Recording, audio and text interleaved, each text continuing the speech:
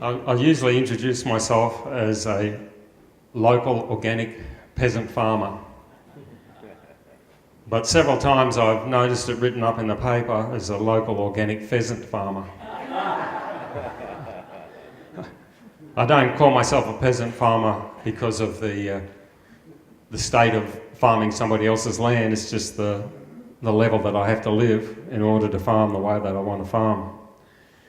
Before I talk about that, I want to talk a little bit about the Aquarius Festival as being one of the people that were there. And mainly I want to speak about before the Aquarius Festival. I was lucky enough, through odd circumstances, to come down to Nimbin from Brisbane a week before the festival started and help put things together. I had friends at the architects school at Uni of New South Wales, and they were coming up early to build things, and I just teamed up and helped them do things. That was one of the best times of my life. People working together, having the same vision, no hassles, no arguments. Finish my work, what can I do to help you? Somebody else comes along, I finish my work, what can I do to help you? Eating together every night, putting money in the tin when we took food out of the store. It was just wonderful. I was actually a conventional farmer then, but nearly all the food that was eaten at the festival was conventional as well. As soon as the people arrived, I went back into my lone estate. I didn't really enjoy it all that much. I found somebody with a printing press, printing a newspaper, and I spent nearly the whole festival putting together a newspaper and shuffling reams of paper.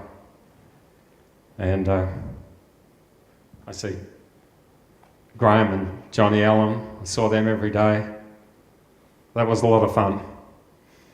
I walked around the grounds and saw what was going on, but I saw it more as from the putting the paper out point of view.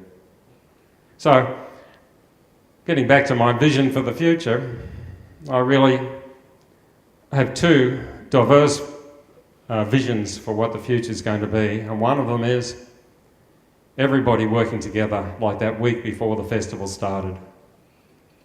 And I don't mean everybody in Lismore. I think we really need 7 billion people working together to put things right. My other vision is if we don't do that, a good vision would be to turn the lights off, turn the sound off, and leave it like that for about 40,000 years.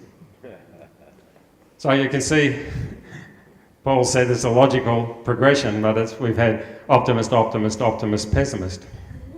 I'm the type of pessimist that thinks that pessimism's too optimistic a term.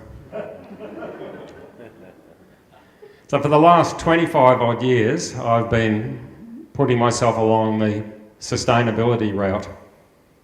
And as Paul said at the beginning, it is optimistic that there are a lot of people around here that have got the right ideas and the right knowledge and they know how to do it. But the pessimistic view is less than 1% of Australians eat sustainable food. So it doesn't really matter what we say, it's what we do that really counts.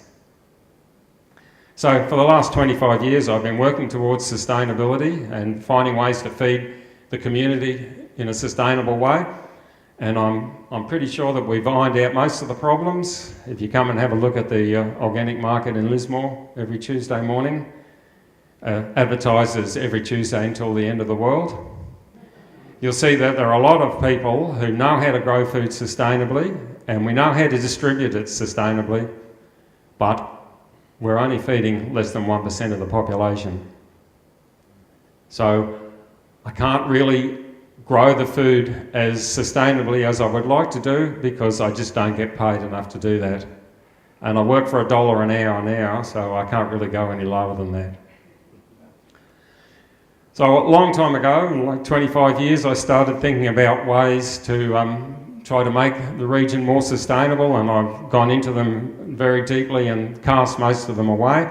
What I'm left with at the moment is I think that everyone here has to go home and think about what will you do when the darkness descends and 20, 30, 40 or 50 people that you know come and knock on your door and say, I'm going to come and live with you because you live in a region that's much more sustainable than anywhere else in Australia. Well, I know 30 or 40 people in Sydney and Brisbane that will be knocking on my door. So what I've decided to do, and I'm working towards it, is upgrading all my infrastructure so that I can handle 50 or 100 people living on my property. When I say all my infrastructure, what I really mean is water, the ability to grow the food, the ability to cook the food, the ability to handle waste. I'm not preparing 20, 50 or 100 bedrooms with en suites. There'll be a lot of old cars you can use to sleep in.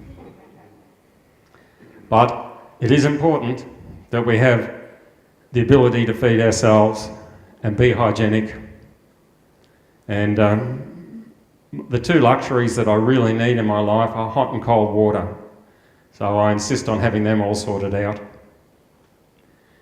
Then a couple of years ago I added another phase to my idea, and that is looking at the people at the organic market. There's lots of storeholders there that know what they're doing and they're on small properties, and I think they should prepare for 40 or 50 people to come and live with them. But a lot of those people can grow some food very well. For instance, if somebody is set up for growing sweet potatoes, then it's a bit silly for everybody to grow sweet potatoes if they can do it well. So I'm looking at a network of 4 or 5 or 10 or 20 properties where there are 30 or 40 or 50 people living in each property, but they're actually trading a bit of goods amongst each other. So we all don't have to have an avocado tree and banana trees and so on. Like I say, I'm a pessimist. I feel I'm discriminated against when I come to talks like this, because everybody wants to hear optimistic stories. And yes, and I'm more of a no. So